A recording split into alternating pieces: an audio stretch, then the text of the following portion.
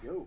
2015, I had an idea of like that suddenly the best rock and roll guitars that were ever made, and I always thought that the Les Paul body shape was a very comfortable shape to play.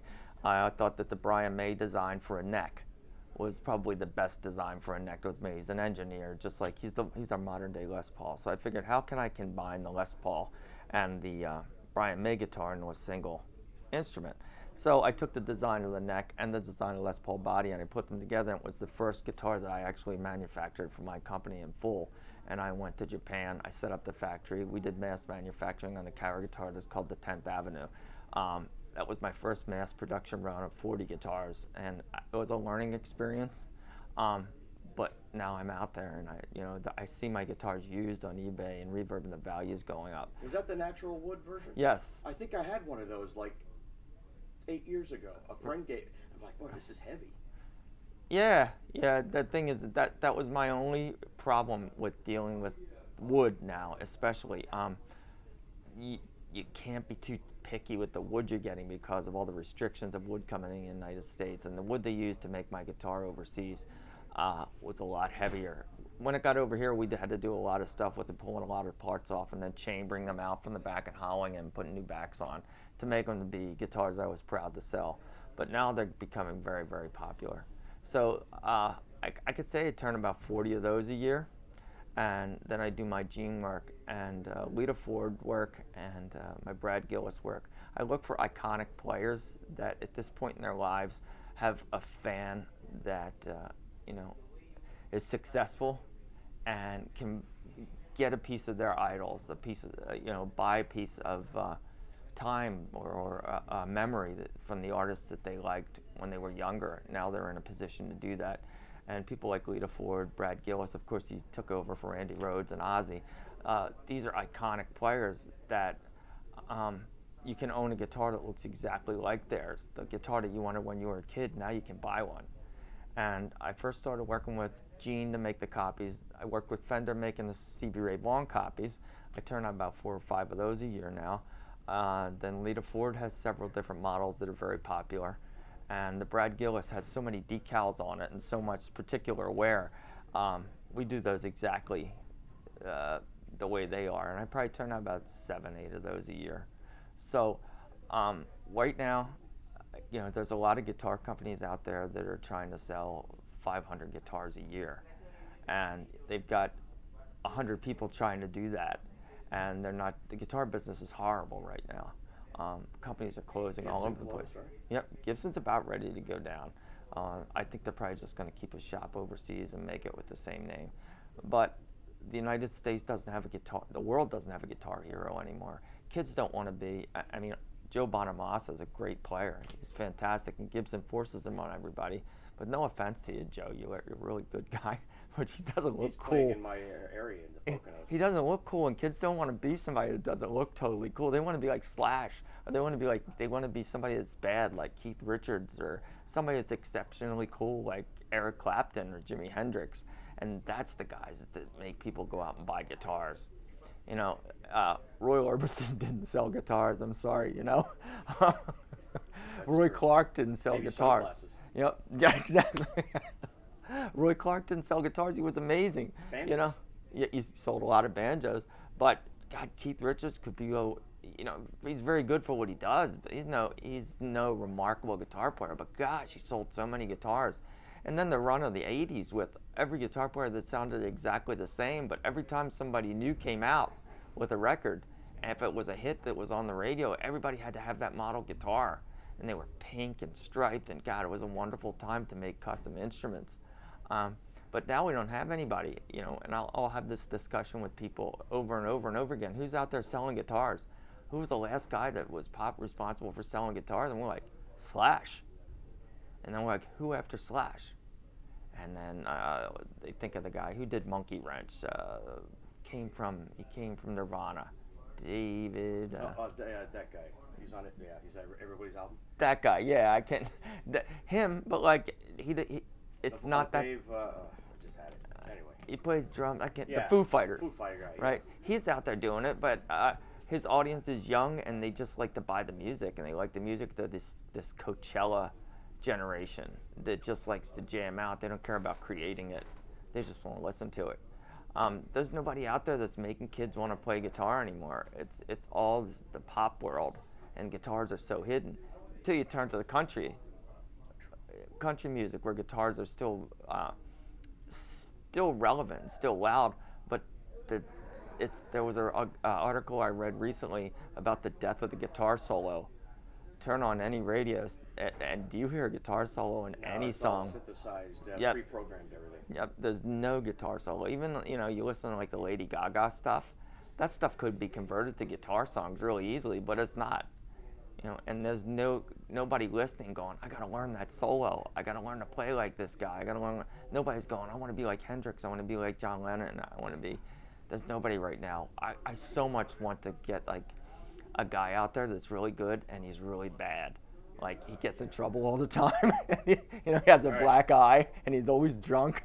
We would sell it. It's exactly the case. I'd be like, we need to find another Slash. I'm sure we'll find something, hopefully. Sooner or later, that would sell guitars again. So, what is the future for Cara Guitars?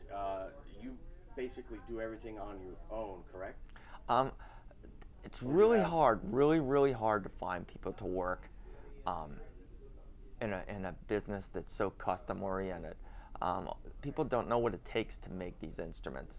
A lot of them, the people that come in, I need people that will be able to want to sweep the floors like I did, want to be able to take out the trash like I did. But they come in and they immediately think they could do everything that I do. And it's not that they don't want to work. It's that, they'll take out trash for a while and watch, but as soon as I let them touch a screwdriver on a guitar, that they'll never touch trash again. They're immediately working on guitars for the rest of their life. And we're such a small shop, it's hard for me to find somebody to work with. Not saying I'm certainly not a Benjamin Franklin genius, but when you're working with two people in a shop and you have the answer for everything all the time, it's easy for them to feel inferior.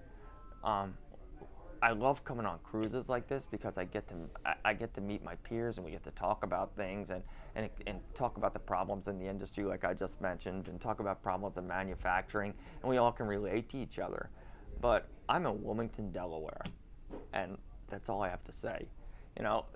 The pool for artists and creativity in Wilmington, Delaware is the fishbowl of humanity, and it's hard to find artists to work, and hard to find ethic workers too. People that put the hours in that I do. If I count how much I get paid per hour for making guitar, I don't know, it's probably $2 or $3. Yeah. How did you ever come up with pricing? Like you said, if you work for yourself, you never justify the amount of work that you put in. Like No, you can't. But I can't. Let's say this: when I make a guitar for an artist, making the sale takes a long time, and the customer service you have to provide, and the intimacy you have to bring in somebody when you're making these custom guitars that match a very famous player. They want to meet the player. They want to be brought into the scene. It has to be the whole package. They're not just getting a guitar that looks like this. They're getting it handed to them and played by the person that played the guitar they idolized their whole life. So all that time goes into the sale. Then the manufacturing of it goes into it, and however long that takes. After a while, you get it down to a system for these custom guitars. You make a roadmap in your head of what you have to do. But then I sit down and I think how much I made on each one of those guitars, and this is how I sleep at night.